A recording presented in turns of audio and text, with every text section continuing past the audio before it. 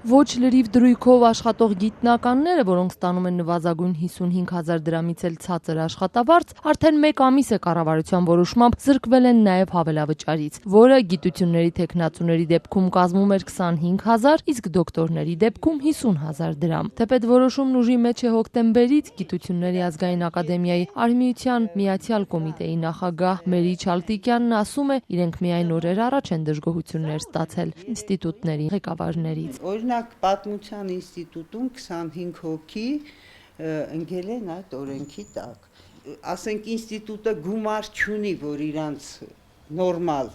աշխատավարձ տա, բայց չի էլ ուզում կտրվի երիտասարդ գիտնականներից։ Գոնե ինչ-որ ձևով այդ երեխեքը համաձայնվում են, ուրեմն աշխատեն։ Էլ չեմ ասում, որ դա այնքան խղճուկ փող է, Հովիկ Աբրամյանը շատ նենց բանով հայտարարեց, որ դե գիտնականների հավելավճարներն ենք ավելացրել։ Մի քանի ամիս անցավ, վերցեցին այս օինը, վերեցին մեր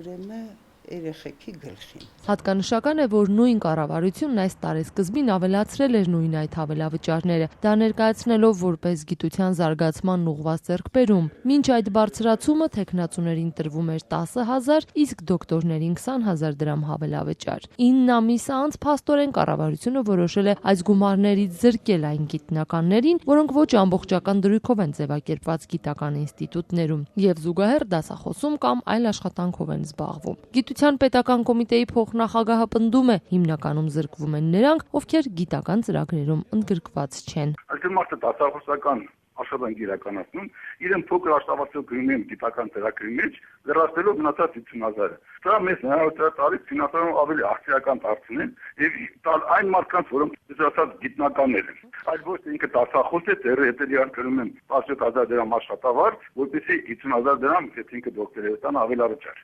Գիտական ինստիտուտների ղեկավարները մինչդեռ վստահեցնում են, որ կառավարության այս նորարարության արդյունքում կտուժեն հենց գիտությամբ զբաղվող մասնագետները։ Կենսաքիմիայի ինստիտուտի տնօրեն Արսեն Առաքելյանը պնդում է, ոչ ամբողջական դրույքով աշխատող գիտնականները հիմնականում երիտասարդներ են, ովքեր զուգահեռ նաև սովորում են, արձագանքելով գիտպետկոմի փոխնախագահի խոսքերին, թե սա հիմնականում ֆիլտրող օրենք է։ Առաքելյանը հակադարձում է, գիտնականի որակը աշխատանքի դրույքաչափով չի որոշվում։ Ես ուրախ եմ, որ դա այդ հնարավորությունը ես ստացա, բայց մյուս կողմից դա բավականաչափ խիստ սահմանափակեց մեր հետազոտությունների զարգացման հնարավորությունը, որտեղ այդ արտաբյուջեի գումարները պետք է գնային ոչ թե աշխատավարձի ավելացման, այլ նյութերի եւ սարքերի ձեռքբերման։ Երիտասարդ գիտնականներին չկորցնելու համար Առաքելյանը ստիպված է նրանց աշխատանքի վերցնել ոչ ամբողջական դրույքով, բայց ամբողջական աշխատավարձ վճարել արտաբյուջետային գումարներից։ Ստացվում է, ինստիտուտի գումարները ծախսվում են միայն այս նպատակով եւ միջոցներ չեն մնում տեխնիկական վերազինման կամ այլ ծախսերի համար, բայց այլ ելք չունենք, ասում է զրուցակիցս։ Եթե խոսքը գնում է ինչ-որ ձևի ֆիլտրել չաշխատող գիտնականներին եւ աշխատողներին խոսել, ապա աշխատաժամերի, ելի եմ ասում, չափը չի, այլ գիտական եւ տեխնոլոգիական արդյունքներն են չափանիշը հանդիսանում այդ ամեն ինչի։ Մինչ Գիտությունների ազգային ակադեմիայի Արհմիությունը պատրաստվում է իմի բերել գիտական ինստիտուտներից ստացված բողոքները եւ նախագահից ու վարչապետից պահանջել, որ վերականգնեն հավելավճարները, ՕԵԿ պատգամավոր Հեղինե Բիշարյանը հիշեցնում է, գիտելիքահեն տնտեսության մասին հայտարարող կառավարությունը օրեր առաջ որոշեց բարձրացնել դատախազների աշխատավարձերը։ Բայց ստացվում է այնպես, որ հիմա դատախազների աշխատավարձի համար տարեկան 311 միլիոն դրամ պետք է դրվի շրջանառության մեջ, որպեսզի իրենք տարեկան այդ գումարը իրենց աշխատավարձերը բարձրանա 30-40 հազար դրամով։ Դատախազների աշխատավարձը շատ ցածր չէ։